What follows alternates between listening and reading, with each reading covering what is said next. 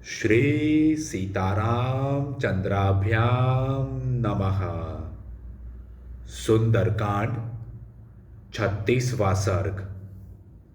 हनुमान जी का सीता को मुद्रिका देना। सीता का श्री राम कब मेरा उद्धार करेंगे यह उत्सुक होकर पूछना तथा हनुमान जी का श्री राम के सीता विषयक प्रेम का वर्णन करके उन्हें सांत्वना देना। तदंतर महातेजस्वी पवन कुमार हनुमान जी सीता जी को विश्वास दिलाने के लिए पुनः विनय युक्त वचन बोले। महाभागे, मैं परम बुद्धिमान भगवान श्री राम का दूत वानर हूँ।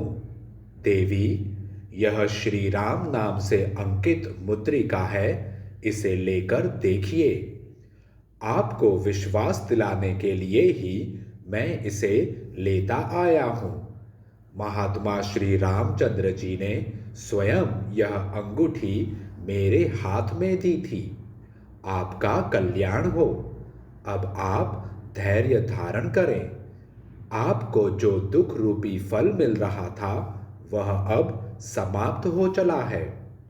पति के हाथ को सुशोभित करने वाली उस मुद्रिका को लेकर सीता जी उसे ध्यान से देखने लगी।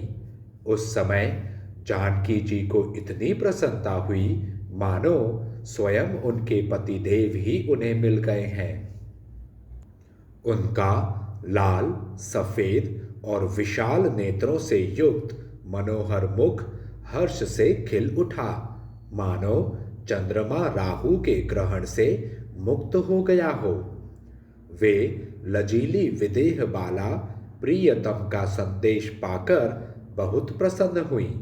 उनके मन को बड़ा संतोष हुआ। वे महाकपि हनुमान जी का आदर करके उनकी प्रशंसा करने लगी। वानर श्रेष्ठ, तुम बड़े पराक्रमी, शक्तिशाली और बुद्धिमान हो, क्योंकि तुमने अकेले ही इस राक्षसपुरी को पददलित कर दिया है।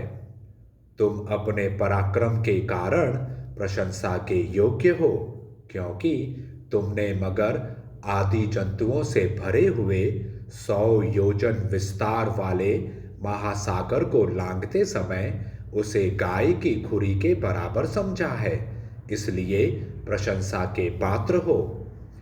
वानर शिरोमणे, मैं तुम्हें कोई साधारण वानर नहीं मानती हूँ, क्योंकि तुम्हारे मन में रावण जैसे राक्षस से भी न तो भय होता है और न घबराहट ही। कपि श्रेष्ठ, यदि तुम्हें आत्मज्ञानी भगवान श्री राम ने भेजा है तो तुम अवश्य इस योग्य हो कि मैं तुमसे बातचीत करूं। दुर्धर्ष वीर श्री रामचंद्र जी विशेषतः मेरे निकट ऐसे किसी पुरुष को नहीं भेजेंगे जिसके पराक्रम का उन्हें ज्ञान न हो तथा जिसके शील स्वभाव की उन्होंने परीक्षा न कर ली हो। सत्य प्रतिज्ञ एवं धर्मात्मा भगवान श्री राम सकुशल हैं तथा सुमित्रा का आनंद बढ़ाने वाले महातेजस्वी लक्ष्मण भी स्वस्थ एवं सुखी हैं। यह जानकर मुझे बड़ा हर्ष हुआ है और यह शुभ संवाद मेरे लिए सौभाग्य का सूचक है। यदि ककुत्स्थ कुलभूषण श्री राम सकुशल हैं तो वे प्रलय काल में उठे हुए प्रलयंकर अग्नि के समान कुपित हो समुद्रों से घिरी हुई सारी पृथ्वी को दग्ध क्यों नहीं कर देते हैं। अथवा वे दोनों भाई देवताओं को भी दंड देने की शक्ति रखते हैं, तो भी अब तक जो चुप बैठे हैं इसमें उनका नहीं मेरे ही भाग्य का दोष है। मैं समझती हूं कि अभी मेरे ही दुखों का अंत नहीं आया है। अच्छा, यह तो बताओ, पुरुषोत्तम श्री रामचंद्र जी के मन में कोई व्यथा तो नहीं है? वे संतप्त तो नहीं होते? उन्हें आगे जो कुछ करना है उसे वे करते हैं या नहीं। उन्हें किसी प्रकार की दीनता या घबराहट तो नहीं है। वे काम करते करते मोह के वशीभूत तो नहीं हो जाते। क्या राजकुमार श्री राम पुरुषोचित कार्य करते हैं? क्या शत्रुओं को संताप देने वाले श्री राम मित्रों के प्रति मित्र भाव रखकर साम और दान रूप दो उपायों का ही अवलंबन करते हैं तथा शत्रुओं के प्रति उन्हें जीतने की इच्छा रखकर दान, भेद और दंड इन 3 प्रकार के उपायों का ही आश्रय लेते हैं?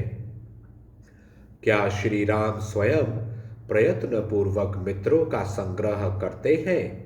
क्या उनके शत्रु भी शरणागत होकर अपनी रक्षा के लिए उनके पास आते हैं?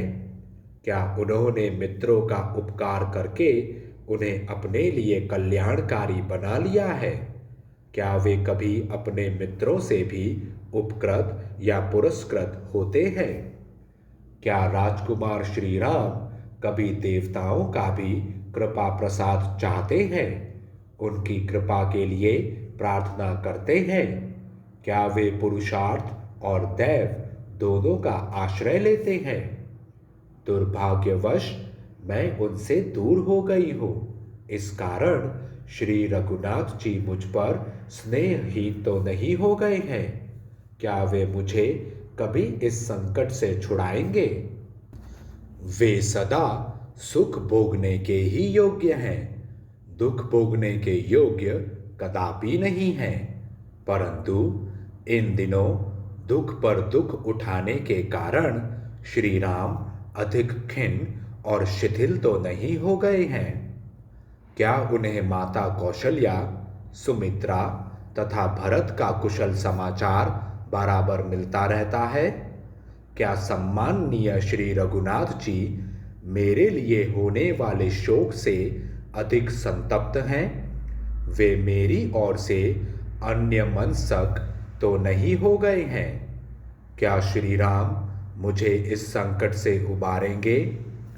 क्या भाई पर अनुराग रखने वाले भरत जी मेरे उद्धार के लिए मंत्रियों द्वारा सुरक्षित भयंकर अक्षौहिणी सेना भेजेंगे?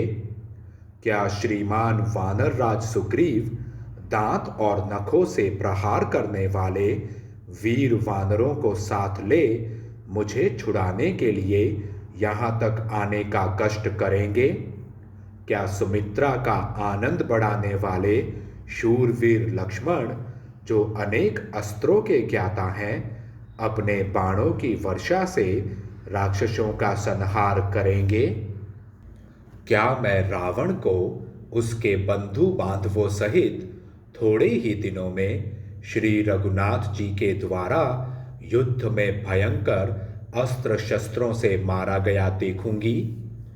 जैसे पानी सूख जाने पर धूप से कमल सूख जाता है, उसी प्रकार मेरे बिना शोक से दुखी हुआ श्री राम का वह सुवर्ण के समान कांतिमान और कमल के सदृश सुगंधित मुख सूख तो नहीं गया है। धर्म पालन के उद्देश्य से अपने राज्य का त्याग करते और मुझे पैदल ही वन में लाते समय जिन्हें तनिक भी भय और शोक नहीं हुआ, वे श्री रघुनाथ जी इस संकट के समय हृदय में धैर्य तो धारण करते हैं ना? दूत, उनके माता पिता तथा अन्य कोई संबंधी भी ऐसे नहीं हैं जिन्हें उनका स्नेह मुझसे अधिक अथवा मेरे बराबर भी मिला हो। मैं तो तभी तक जीवित रहना चाहती हूँ जब तक यहाँ आने के संबंध में अपने प्रियतम की प्रवृत्ति सुन रही हूँ। देवी सीता वानर श्रेष्ठ हनुमान के प्रति इस प्रकार महान अर्थ से युक्त मधुर वचन कहकर श्री रामचंद्र जी से संबंध रखने वाली उनकी मनोहर वाणी पुनः सुनने के लिए चुप हो गई। सीता जी का वचन सुनकर भयंकर पराक्रमी पवन कुमार हनुमान मस्तक पर अंजलि बांधे उन्हें इस प्रकार उत्तर देने लगे।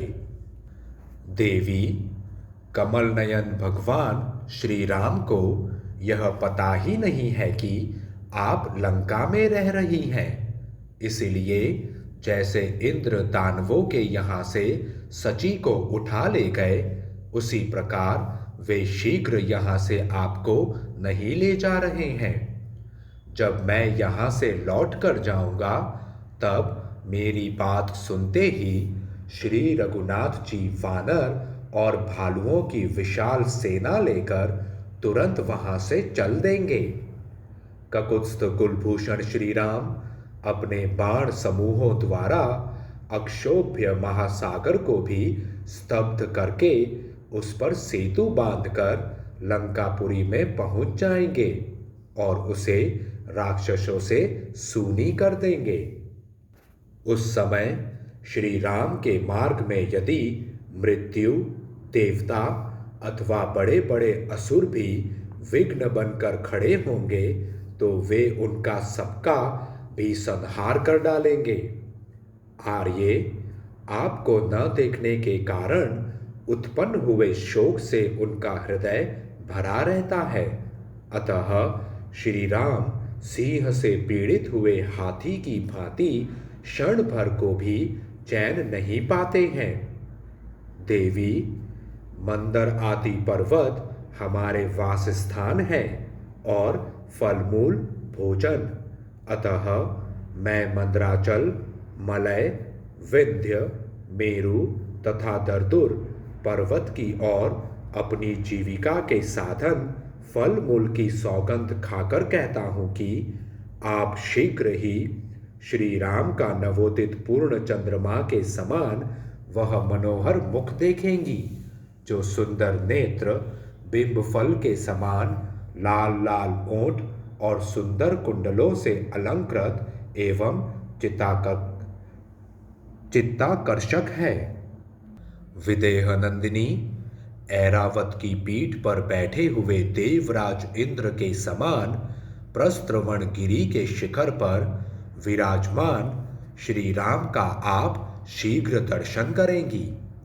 कोई भी रघुवंशी न तो मांस खाता है और न मधु का ही सेवन करता है, फिर भगवान श्री राम इन वस्तुओं का सेवन क्यों करते? वे सदा 4 समय उपवास करके 5वें समय शास्त्र विहित जंगली फल मूल और निवार आदि भोजन करते हैं। श्री रघुनाथ जी का चित्त सदा आप में लगा रहता है, अतः उन्हें अपने शरीर पर चढ़े हुए डांस, मच्छर, कीड़ों और सर्पों को हटाने की भी सुधि नहीं रहती। श्री राम आपके प्रेम के वशीभूत हो सदा आपका ही ध्यान करते और निरंतर आपके ही विरह शोक में डूबे रहते हैं। आपको छोड़कर दूसरी कोई बात वे सोचते ही नहीं हैं। नरश्रेष्ठ, श्री राम को सदा आपकी चिंता के कारण कभी नींद नहीं आती है।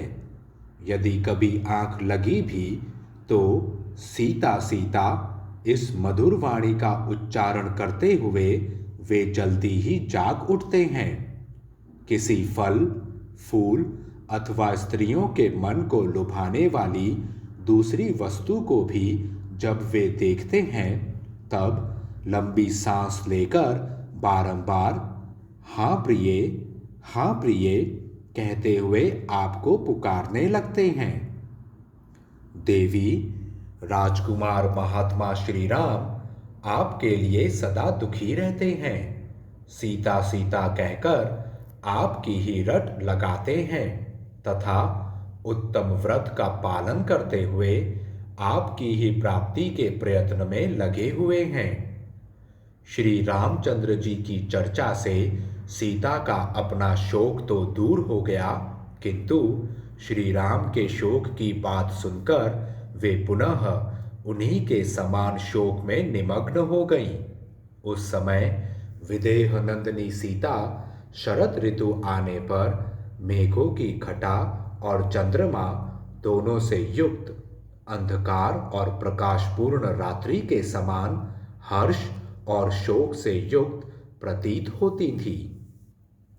इस प्रकार श्री वाल्मीकि निर्मित आर्ष रामायण आदि काव्य के सुंदर कांड में 36वां सर्ग पूरा हुआ। जय श्री राम।